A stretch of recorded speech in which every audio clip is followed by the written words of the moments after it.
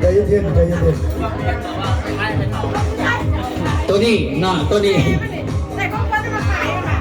ตัวนี้เป็นจอกเนาะ ออกมาทั้งนี้ครับ จอกไว้กินโซ เอา ยุ ให้บิวเลยครับเอาให้บิวเลย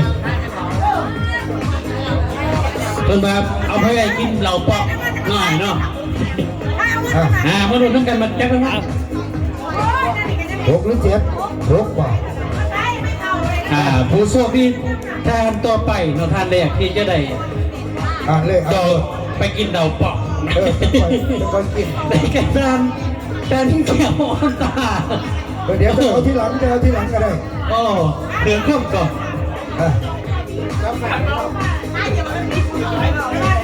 ทานต่อไปท่านรัตดาวันสุริยา รัตดาวันครับรัตดาวัน ทานรัตดาวันสุริยาเนาะพิธีกรภาคสนามของเราก็ ครับเวลานิดนึงนะครับเดี๋ยวเขาสิบคนไอ้มวน เราปอกตรงนั้นทานต่อไปเนาะทานแต้มแก้วอ่อนตา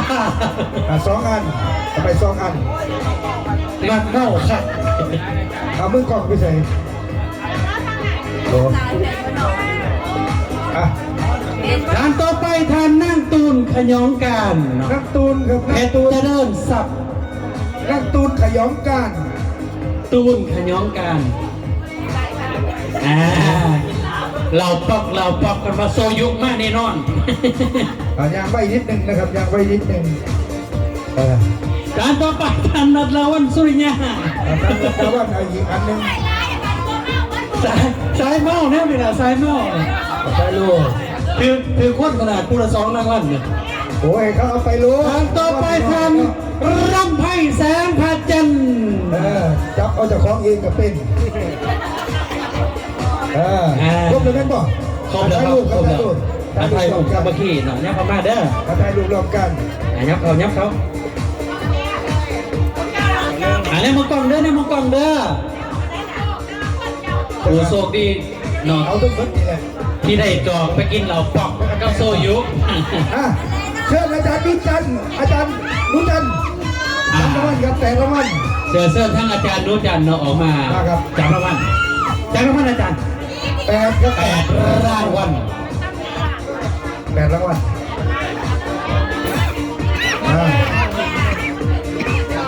ตัวเราทั้งกันมาผู้ใดจะเป็นผู้โชคดีท่านต่อไปเนาะท่านใดที่พ่อท่านได้เยอะมันตกใจเด้อเพราะว่ารางวัลใหญ่เขายังได้อยู่นะ รางวัลใหญ่ยังหลาย มี iPad แท็บเล็ตเขาบางทีเขาอาเซียนแล้ววันที่1ก็เป็นได้เด้ คนเอาเทละใบก็ได้คนจับเอาเทละใบก็ได้อันสุด มาทางที่คนจับเนี่ย มาทางที่ นะครับเอาให้เขาเพิ่มเลยไปเพิ่มจะไปถือไว้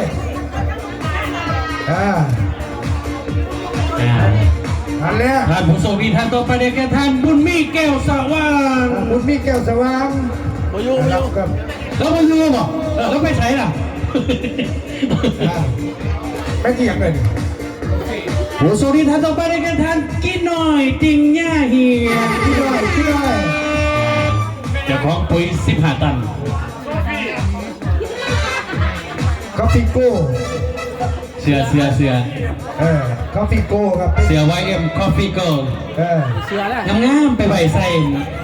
ว่าเป็นเสือได้ถึงกาแฟ ใส่เด่นใส่ออกกำลังกายใส่ไปทางไหนก็ได้เนาะ เสือเหมือน ผู้โชคดีท่านต่อไปได้แก่ท่านข้ามมาสีสมร อาจารย์ข้าวมาเมื่อฮอนบ้านเขาไปจุ๊บน้ำฮอนแล้วก็ปั้นใส่คอฟฟี่เมียดใส่น้ำตาลกินมันเป็นกาแฟผู้โชคดีท่านต่อไปได้แก่ท่านสมสมรซ้อนบัณฑิต สมสมรข้าแต่จะถือจอกเกินแล้วผู้โชคดีท่านต่อไปได้แก่ท่านศรีสวัสดิ์อาสา ศรีสวัสดิ์อาสามันเป็นส่งสลิป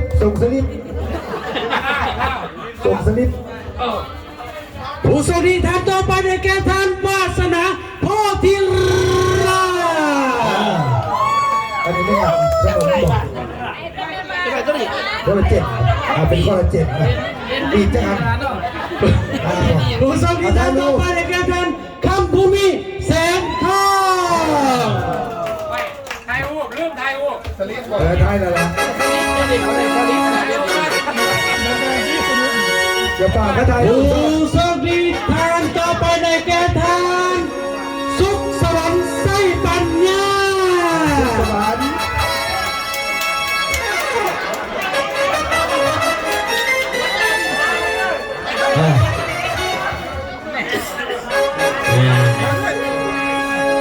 เนี่ยประมาณต้องประมาณเด้อไทยผมสมัครเด้อบัดนี้เด้อ ถ่ายรูปร่วมครับถ่ายรูปร่วมกลับไปครับกลับไปถ่ายรูป เนี่ย ร่ว ประ ม มาณเนี่ยประมาณเนี่ยประมาณ ถ่ายรูปร่วมกัน ตัวนี้คอลลาเจนสำหรับกินบำรุงผิวพรรณบำรุงผิวพรรณบำรุงคอต่อกระดูกของท่านเฮ็ดให้กระดูกแข็งแรงเหมาะสำหรับคนหักสุขภาพโมเมนต์คอลลาเจนกินเต้นบนคืนเนี่ย มาเชิญอาจารย์ทองจันทร์อาจารย์ทองจันทร์ เป็นเส้นทางอาจารย์วันจันทร์เนาะ อาจารย์ทองจันทร์ จากรางวัลอาจารย์ เป็นรางวัล จากรางวัล รางวัลอาจารย์ทองจันทร์อาจารย์ทองจันทร์มอบน้ำยาซักผ้าครับ ตัวนี้เป็นน้ำยาซักผ้า บ่ต้องซักเองเขาเทลงไปมันซักของมันเอง โมเมนต์นุ่มธรรมดาน้ำยาซักผ้านุ่ม มันซักของมันเองเลยบ่ต้องซักบ่ต้องซักเลยครับมันเป็นน้ำยาซักผ้าถ้ามีน้ำยาตัวนี้ในบ้านสบายเลยเดี๋ยวใจเย็นๆนิดนี้ก็ยังสิใจอ่อนนิดนี้ดูปั๊มดู คนกำลังสิไงไฟรุ่นกับแบบนี้อาจารย์ หาอัน หารางวัลมาตั้งทีเลยเป็นประกาศท่าน เอาให้เบิดๆโลดเดี๋ยวท่านก็ยืนทาง ผู้โชคดีท่านต่อไปได้แก่ท่านวาสนาโพธิราช ครับ เหมาผู้เดียวเลยตัวนี้ มาเอาน้ำยาซักผ้า ผู้โชคดีท่านต่อไปได้แก่ท่านจันนครค่ำอาสา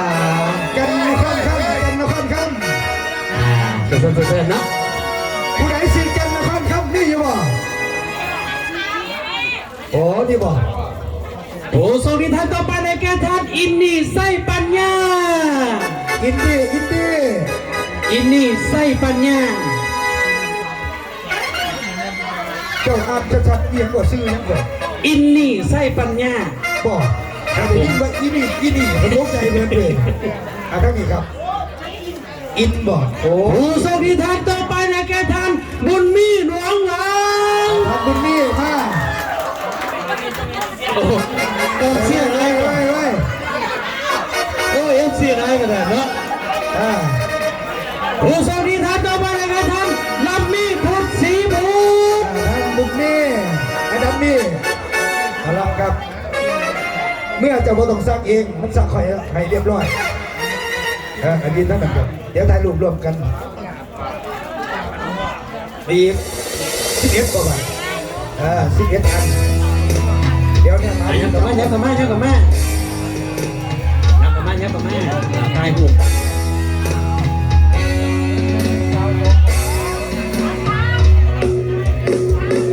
เนี่ยมากล่องเดินเนี่ยมากล่องไหนยิ้มงาม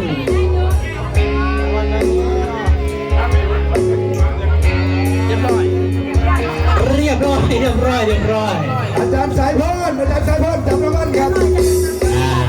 ได้อาจารย์สายพร เฮียนเซินนะทั้งอาจารย์สายพรเรื่องไหนเนี่ย อาจารย์สายพรอยู่มออาจารย์สายพรจำร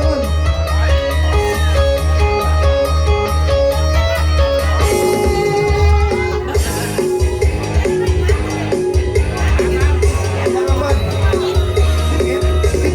จากกันขนาดจาก11ร่างวันเป็นไฟเบอร์แล้วก็หลายอย่างตัว ไป นี้ ได้ก็ได้นั่นแหละ หลักๆก็เป็นไฟเบอร์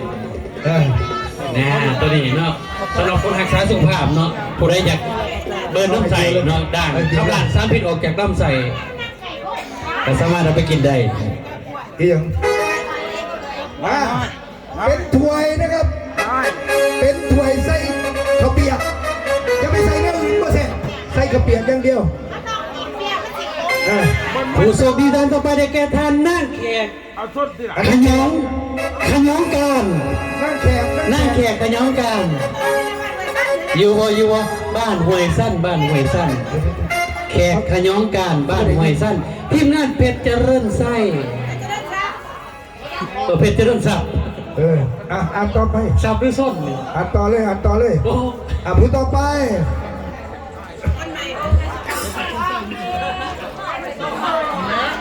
ผู้ทรงนิทานต่อไปในแก่ทานคำเพียรดวงประเสริฐ ครับเพียรดวงประเสริฐ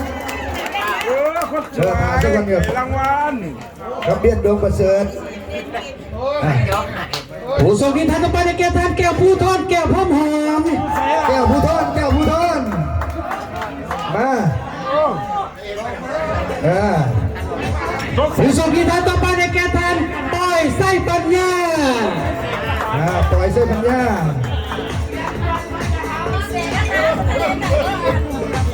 ผู้ทรงนิทานต่อไปในแก่ทานสายพรดวงประเสริ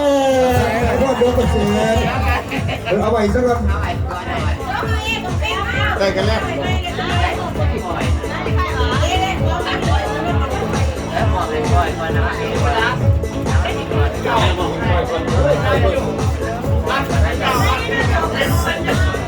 ผู้ทรงนิทานต่อไปในแก่ทานบุญมีธรรมจักร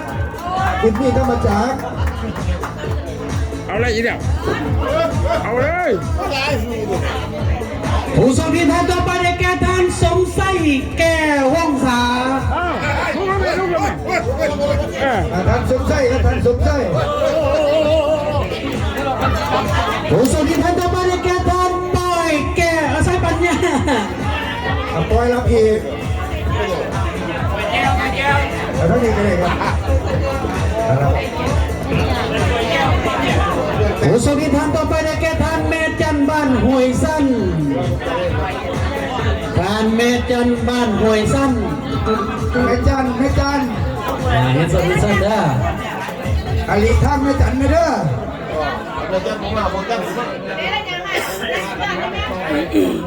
แม่จันนี่เรามาเจอซึกบังระจันหมดเลย ผู้ทรงนิทานต่อไปในแก่ทานเมไตแสนการ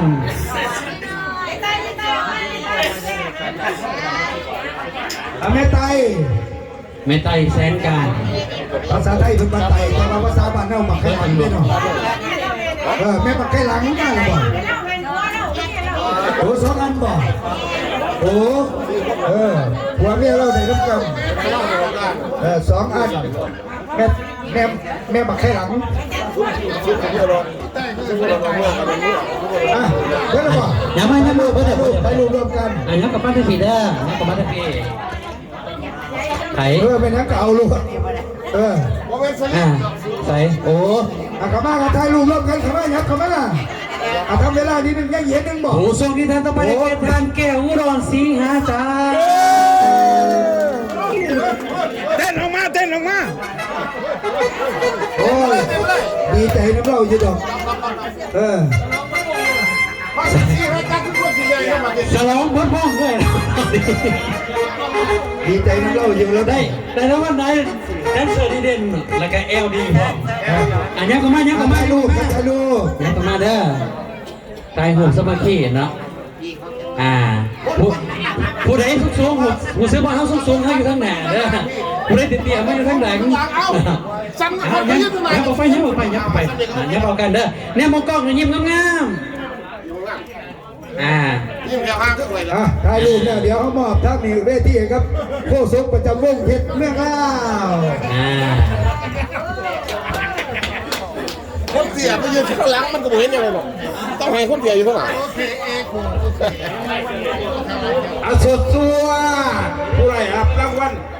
พอตอกตกใจแล้วผู้ว่ากันไหนแล้วรางวัลใหญ่เอา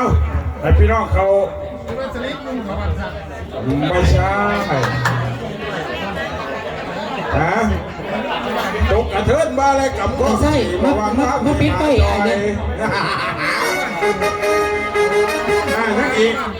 นี่แต่ละวันใหญ่เนาะเอ้าเธอทุกแขกทุกลาโต้ลาตั้งมาในช่วงของวัยรุ่นเสียงวัยรุ่น